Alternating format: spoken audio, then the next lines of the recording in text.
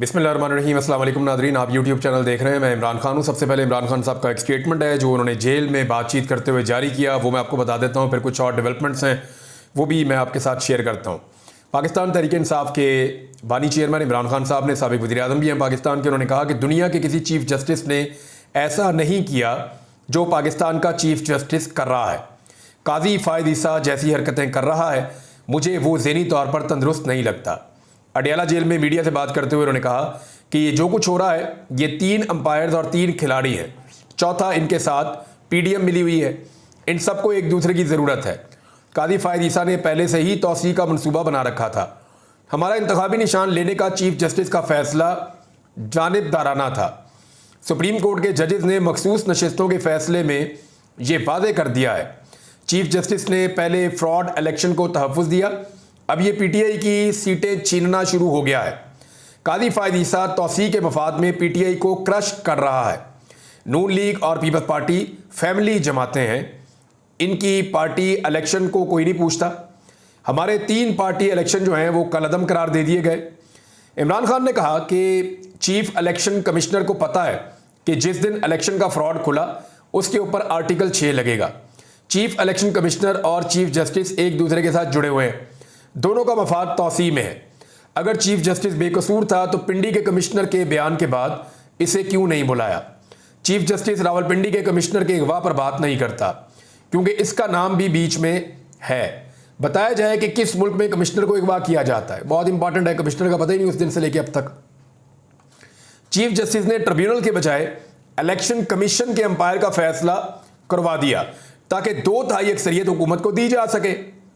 Chief justice अब 63A के पीछे पड़ गया है। ये वो मामला है जो मंडे वाले दिन सुना जाएगा, जिसके बारे में मैंने आपको बताया कि चीफ साहब ने एक बेंच बनाया हुआ है जो तरमीमी ऑर्डिनेंस आने के बाद प्रैक्टिस एंड प्रोसीजर कमेटी में अपनी मर्जी के जज साहब को लाने के बाद चीफ जस्टिस साहब ने अब एक बेंच बनाया हुआ है, और वो जो बेंच बनाया हुआ है उसमें जस्टिस मुनीब अख्तर साहब को भी डाला हुआ है, और वहाँ पे 63A का रिव्यू की पटिशन वहाँ पे लगा दी गई है। अब इमरान खान कहते हैं कि चीफ जस्टिस अब 63A के पीछे पड़ गया है ताकि फ्लोर क्रॉसिंग को जायज़ करार दिया जा सके और उन्हें तौसीक़ मिल सके। दुनिया के किसी चीफ जस्टिस ने ऐसा नहीं किया जो पाकिस्तान का चीफ जस्टिस कर रहा है। चीफ जस्टिस जैसी हरकतें कर रहा है, मुझे वो ज़हनी तौर पर तंदुरुस्त नहीं लगता।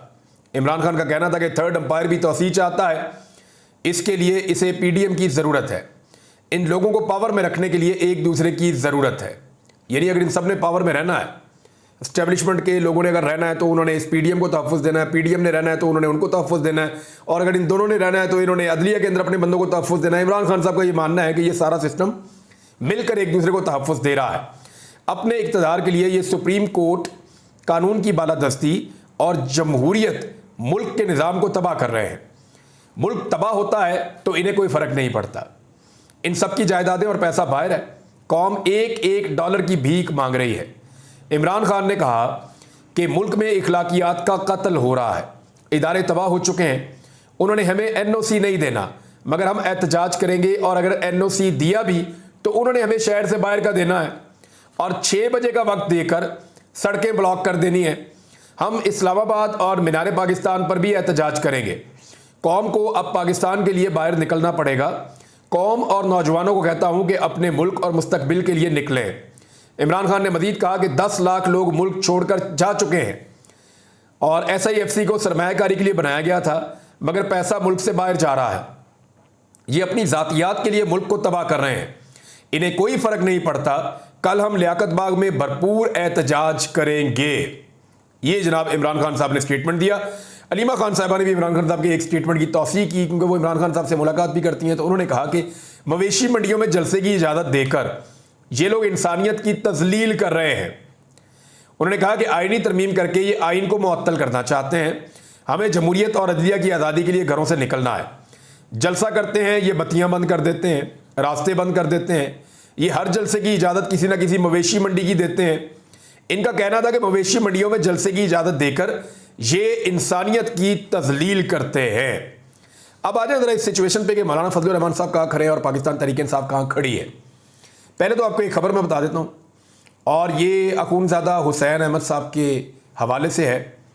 अच्छा, वो ये कहते हैं कि मौलाना फजलुर रहमान के साथ जो एक कमेटी बनाई गई है, यानी मौलाना फजल रहमान साहब के साथ जो पाकिस्तान तहरीक इंसाफ की आखिरी मुलाकात हुई ना, तो उसमें फजल रहमान साहब ने पाकिस्तान तहरीक इंसाफ को कहा कि देखें जी, बात यह है कि जब हुकूमत आती है अपना मुसव्वदा लेकर या अपनी तरामीम या अपनी चीज़ें लेकर, तो हम उनको जवाबन कुछ तो दिखाएं ना अपोजिशन के प्लेटफॉर्म से।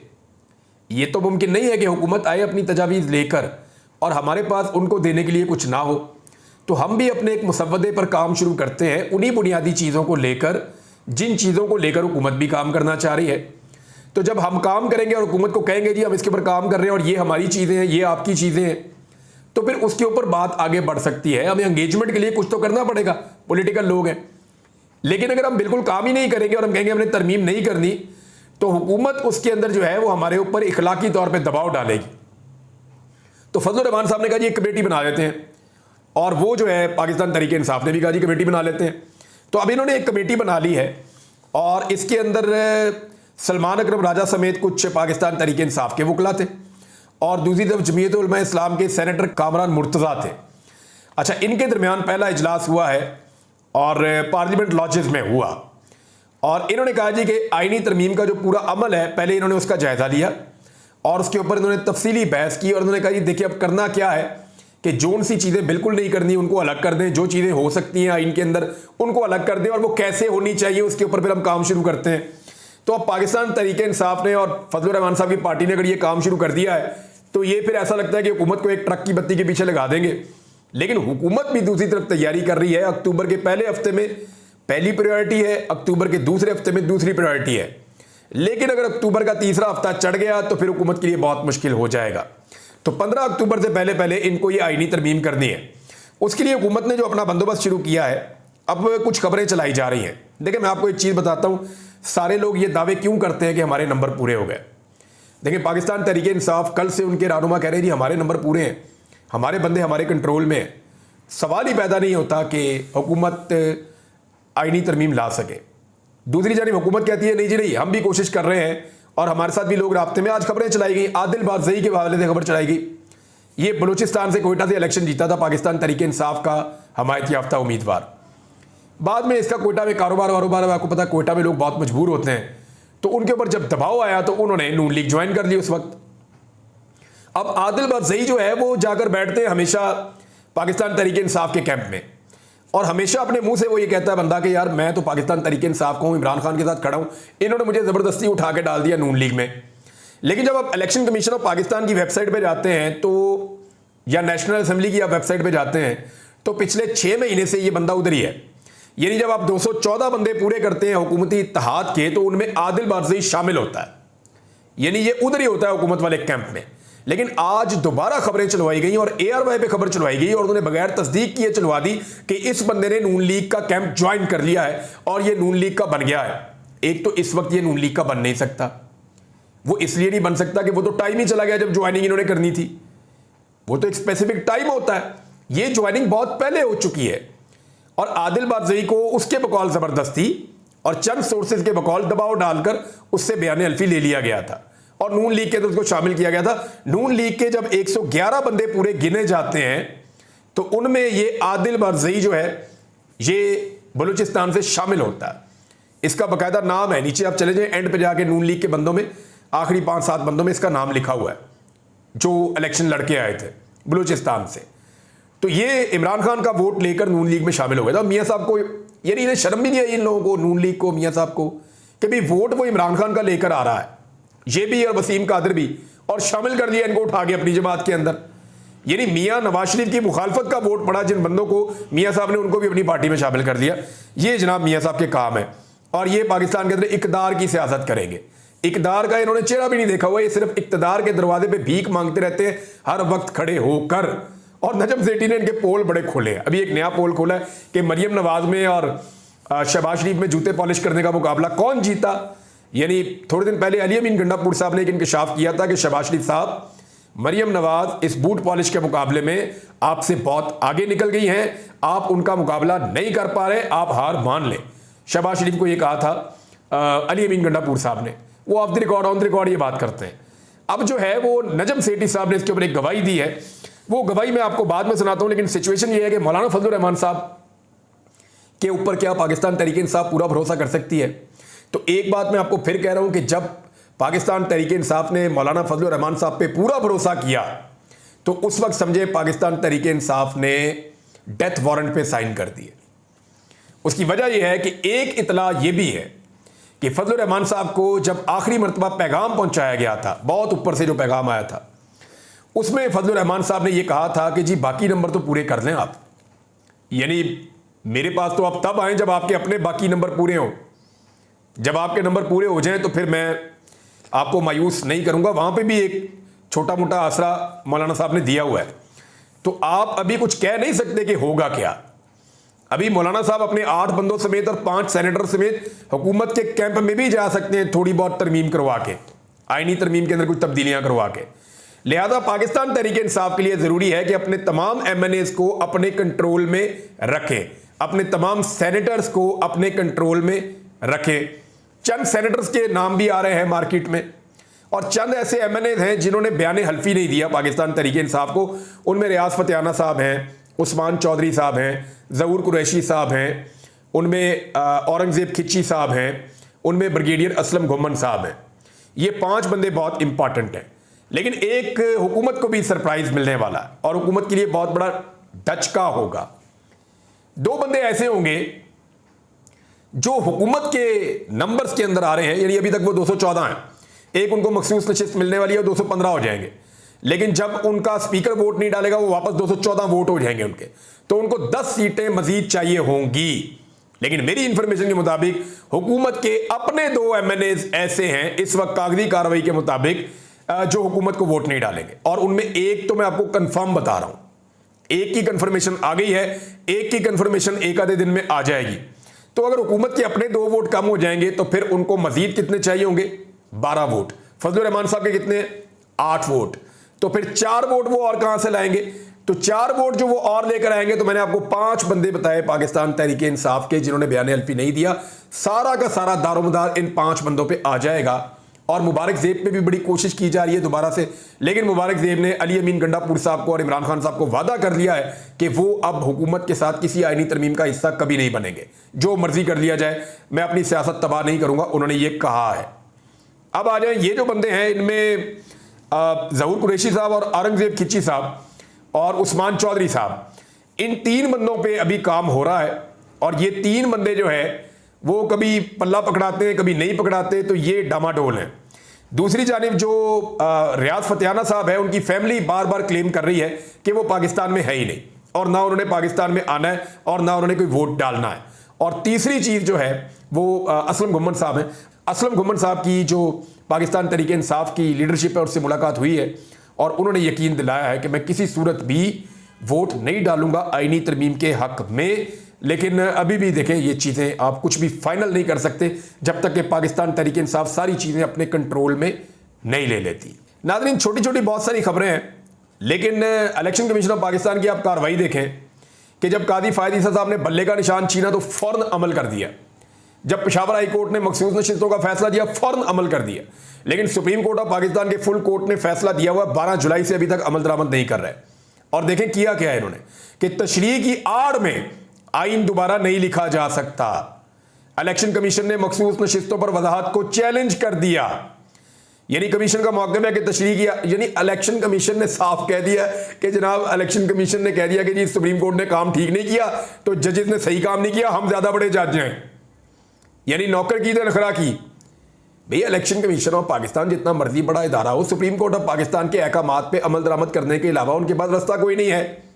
ये बात जस्टिस मंसूर अली शाह साहब साफ वजाहत के साथ कह चुके हैं। एक ही तकरीब में 5 दफ़ा कह चुके हैं जो आने वाले चीफ जस्टिस हैं कि जनाब, आपके पास कोई ऑप्शन नहीं है कि आप आइन को तब्दील किए बगैर सुप्रीम कोर्ट ऑफ पाकिस्तान के फैसले पर अमल दरामद ना करें। यानी अगर आपने नहीं अमल दरामद करना तो आप आइन ही बदल दें, लेकिन आपको सुप्रीम कोर्ट ऑफ पाकिस्तान के फैसले पर अमल दरामद करना पड़ेगा। बहरहाल जो वजाहती ऑर्डर जारी किया था उसको दोबारा उन्होंने चैलेंज कर दिया है। अब सुप्रीम कोर्ट ऑफ पाकिस्तान इसका क्या जवाब देती है, ये तो बहुत इंपॉर्टेंट होगा। लेकिन मैं फिर आपको बता रहा हूं कि मंडे का दिन बहुत अहम है। पाकिस्तान तहरीक इंसाफ के कॉल के ऊपर और वुकला की कॉल के ऊपर एक एहतजाज हुआ सुप्रीम कोर्ट ऑफ पाकिस्तान के बाहर। वुकला वहां पे पहुंचे, लेकिन बहुत बड़ी तादाद नहीं थी। ये एक टोकन प्रोटेस्ट है, जो प्रोटेस्ट का आगाज है। ख़वातीन भी बहुत थोड़ी तादाद में पहुंची जिनकी मखसूस नशिस्तों का मामला है। 63A के मामले के ऊपर भी काजी साहब कार्रवाई करने जा रहे हैं और जो कुछ भी इस वक्त सुप्रीम कोर्ट ऑफ पाकिस्तान में हो रहा है उसके खिलाफ वकला इकट्ठे हुए और बहुत कम तादाद में इकट्ठे हुए क्योंकि हामिद खान साहब मौजूद नहीं थे। हामिद खान साहब हमेशा अनाउंस करते हैं एक तहरीक का, लेकिन फिर वो गायब हो जाते हैं, वो कहीं नज़र नहीं आ रहा है। हालांकि उन्होंने एक एक्टिविटी लाहौर में बहुत अच्छी की थी, लेकिन पाकिस्तान तहरीक इंसाफ के लोग उनसे मायूस हो जाते हैं बार बार। लेकिन हमें मानना पड़ेगा एक बड़ा नाम तो है, वो पाकिस्तान के लॉयर कम्युनिटी का एक बहुत बड़ा नाम है और अगर वो अपनी पूरी मेहनत के साथ और अपनी पूरी एफर्ट के साथ एक तहरीक का हिस्सा बने तो वो तहरीक को आगे ले जाने की कैपेसिटी भी रखते हैं। वकला के अंदर वैसे काफ़ी ज़्यादा वकला चार्ज हैं, वकला एहतजाज करना भी चाहते हैं, लेकिन उन्हें लीड कौन करेगा, मामला आगे कैसे बढ़ेगा, ये अभी चीज़ें आहिस्ता आहिस्ता आपके सामने आएंगी। लेकिन एहतजाज का सिलसिला सुप्रीम कोर्ट ऑफ पाकिस्तान के बाहर बहरहाल शुरू हो गया है। पंजाब में नाज़रीन एक बड़ा अजीबोगरीब काम हुआ और ये खबर भी बड़ी इंटरेस्टिंग है। यहाँ पे एक ब्यूरोक्रेट जो है उसने एक व्हाट्सएप ग्रुप के अंदर कह दिया कि मौजूदा हालात में नून लीग से मजीद हुकूमत करवाना थके हुए खुसरे से डांस करवाने के मुतरादिफ है। यानी वो पहले ही थका हुआ, आप उसे नचा रहे हैं, उसे डांस करवा रहे हैं। इसके बाद जो है वो उसको शोकाज नोटिस जारी कर दिया गया ऑफिसर को कि जी आपने व्हाट्सएप के अंदर ऐसी बात क्या की। यानी अब किसी मजाक को भी या किसी ऐसी बात को भी ये बहुत सीरियस ले लेते हैं। वैसे हुकूमत की औकात के बारे में बात तो काफ़ी मिलती जुलती की है उन्होंने कि इस वक्त इनके पल्ले कुछ नहीं है। मियां नवाज शरीफ साहब ने कहा था ना कि पल्ले नहीं तेला ते कर दी मेला मेला, तो यही हिसाब है इस वक्त इस हुकूमत का। और जैसे IMF से इन्होंने भीख ली है और उसके नतायज जो आने वाले दिनों में आपके सामने आएंगे, अभी रिपोर्टें आ रही है, मैं आपके साथ उन चीज़ों को शेयर करूंगा। दूसरा, नजम सेठी साहब ने जो पोल खोला वो बहुत ही इंटरेस्टिंग है। नजम सेठी ने कहा कि मरियम नवाज ऊपर बहुत क्लोज राब्ते में थी और उनकी हर बात हर हदायत को समझती थी और मानती थी, इसलिए एस्टेब्लिशमेंट की नज़र में मरियम नवाज के नंबर शहबाज शरीफ से ज़्यादा हैं। तो मियाँ साहब ये मुकाबला हार रहे हैं। आपको याद है मरियम नवाज ने कहा था कि हमें वो तरीका अच्छे से आता है, हम जानते हैं कैसे करना होता है, बस उसमें आपको जूते साफ करने पड़ते हैं। और इस फ़न के अंदर जो महारत दिखाई इस ख़ानदान ने, यानी मुझे लगता था पिछली पीढ़ी के अंदर ये महारत बहुत अच्छी है कि वो अच्छे जूते पॉलिश करते हैं, लेकिन मरियम नवाज साहिबा ने बकौल नजम सेठी साहब के और बकौल जो अली अमीन गंडापुर साहब के, इन्होंने कमाल किया है। यानी इन्होंने ज़बरदस्त तरीके से, और मरियम नवाज तो शहबाज शरीफ को भी काट के आगे निकल गई हैं, ये नजम सेठी साहब गवाही दे रहे हैं। नाज़रीन, स्वात के लोग अमन के लिए निकले, उन्होंने अमन मार्च किया और इस हवाले से जो डिटेल्स हैं वो मैं आपके साथ अगले व्लॉग में शेयर करूंगा और कुछ और डेवलपमेंट्स आ रही हैं वो भी आपके साथ शेयर करूंगा। पाकिस्तान तहरीक इंसाफ कल के दिन यानी हफ्ते वाले दिन एक एहतजाजी मुजाहरा करने जा रही है। रावलपिंडी के अंदर उनका एक बहुत बड़ा एहतजाज है और ये बड़े लंबे अरसे के बाद उन्होंने रावलपिंडी में इतनी बड़ी कॉल दी है, उसके बारे में बात करेंगे। अब तक के लिए इतना ही, अपना ख्याल रखिएगा, अपने इस चैनल का भी। अल्लाह हाफ़िज़।